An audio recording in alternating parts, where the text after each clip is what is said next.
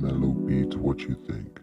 What is up, guys? In today's video, I'll be continuing my series looking back at the journeys behind some of college basketball's best players. If you enjoy my videos, make sure to hit that like button, and if you are new to this channel, make sure to subscribe and check out all my other content. Now let's get started with today's video. The subject of today's video is Marquette's Markus Howard, and before we get started, if you are a Marquette basketball fan, be sure to check out my video about what happened to Henry Ellenson. Markus Howard was born and raised in Arizona, but many would not have guessed that basketball would be his main sport. His father, Chuck, was a running back for Indiana University back in the 80s, so one would think that football would be his preferred sport for his son. He was wrong, as Markus and his two older brothers became obsessed with the game of basketball, so much so that their mother would have to bring their dinner to the basketball hoop because they wouldn't leave. Markus was so good that when he was 5, he'd play on his brother's team. Keep in mind his brother was 9 at the time. It's not like his brother Jordan wasn't good either, as he would go on to play at Central Arkansas, where he would win the Southland Player of the Year, would finish 3rd nationally in scoring, and eventually even make the Toronto Raptors G League team. His oldest brother loved basketball as well, but was never good enough to play college ball. Once Markus got to Perry High School in Chandler, Arizona, he immediately excelled as he led the team in scoring and even to the state semifinals. After his freshman year, he was considered a big-time college basketball prospect and committed to Arizona State. After averaging 32 points a game his sophomore year, he decommitted from Arizona State and transferred to the prestigious Findlay Prep for his junior year. After another successful year, he decided to reclassify and join the class of 2016. When it came to recruiting, Markus considered Arizona State, Marquette, Baylor, and Central Arkansas. He ended up committing to Marquette because the coach who originally recruited him at Arizona State had moved on to Marquette's staff. He announced his commitment via YouTube, and I'll post a link to that video if you guys want to check it out. According to 24/7 Sports, Markus was a 4-star recruit, the number 14 point guard, and the number 68 overall player in the class of 2016. Since the moment Howard stepped foot on the basketball court, he had a chip on his shoulder because he was always shorter than everyone else. Markus joined a roster under head coach Steve Wojciechowski that included Andrew Rousey, Juwan Johnson, and Luke Fisher. Woj was in his 3rd year leading the Golden Eagles, and after failing to make the tournament with Henry Ellenson, was hungry to make it in 2017. Markus started 27 of the team's 31 games on the year and had a significant role with the team. Marquette went 9-3 in non-conference play and looked good early on in Big East play. Wins against number 1 Villanova and number 7 Creighton led them to finish 10-8 in the Big East, and the Golden Eagles were given a 10 seed in the NCAA tournament. They played the number 7 seed South Carolina in the first round, and they kept it really close for most of the game. In one of the weirdest tournament games I've ever watched, Marquette proceeded to go from down close to getting blown out in just a few minutes of play. On the year, Markus averaged 13.2 points, 2.3 assists, and 2.2 rebounds a night, while being named to the All-Big East freshman team.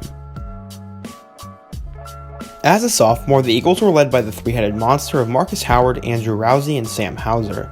Despite having 3 of the most talented players in the Big East, the team struggled to win the important games in non-conference play as they went 9-3, and their only good win was over Wisconsin. They started out well in Big East play, but a 4-game losing streak would prove to be too much for them to overcome as they finished with a 9-9 record in the conference. They were squarely on the bubble and had a chance to get into the tournament with a win over Villanova, but they proceeded to get blown out, which sent them to the NIT.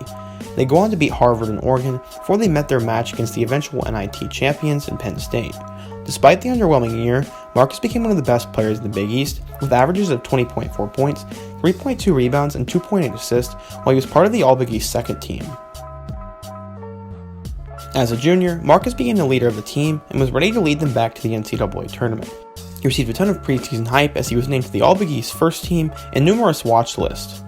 Markus set the tone early on, with 2 45-point games against number 14 Buffalo and Kansas.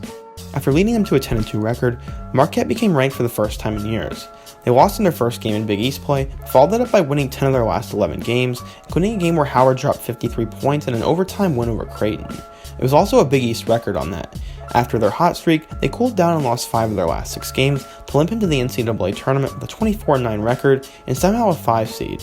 Combining the team's poor performance with the fact they had to play the best mid-major in the country, it was no surprise that they lost to Ja Morant's Murray State Racers in the first round. On the year, Markus averaged an absurd 25 points, 4 rebounds, and 3.9 assists, while becoming the Big East Player of the Year and consensus first-team All-American. Howard decided to return for his senior year, and going into that year he was a popular pick to become the Naismith Player of the Year. Besides Howard, this year's team did not have a ton of talent after the Hauser brothers transferred away. The Eagles' 10-2 non-conference record was highlighted by wins over Purdue and USC, and they struggled to start Big East play as they lost 3 of their first 4 games. They would eventually rebound, but they would once again end the regular season playing bad basketball and lost 6 of their last 7 games, finished with an 8-10 record in the Big East. We will never know how they would have done in the Big East tournament, and whether they would have even made the NCAA tournament. Despite their poor finish, I think they would have found a way to get in, and I bet Markus was ready to put on some fireworks in March Madness. It is truly upsetting that Markus will never get to experience the NCAA tournament his senior year, and I bet it was truly devastating to be in his shoes right now. Like every college basketball fan, I wish the NCAA tournament could go on, fans or not, but safety is first right now. Because he is undersized and one-dimensional, I do not think Howard will be a first-round pick in this year's NBA draft, but I do fully anticipate him hearing his name called. I really hope the best for Markus moving forward, and I hope you guys enjoyed today's video. Let me know of what you think down below, and if you haven't already, check out my other videos on college basketball stars. So far, I've done Luka Garza, Daniel Oturu, Cassius Winston, Devon Dotson, and Udoka Azubuike. I hope you guys have a great day, and until next time, peace.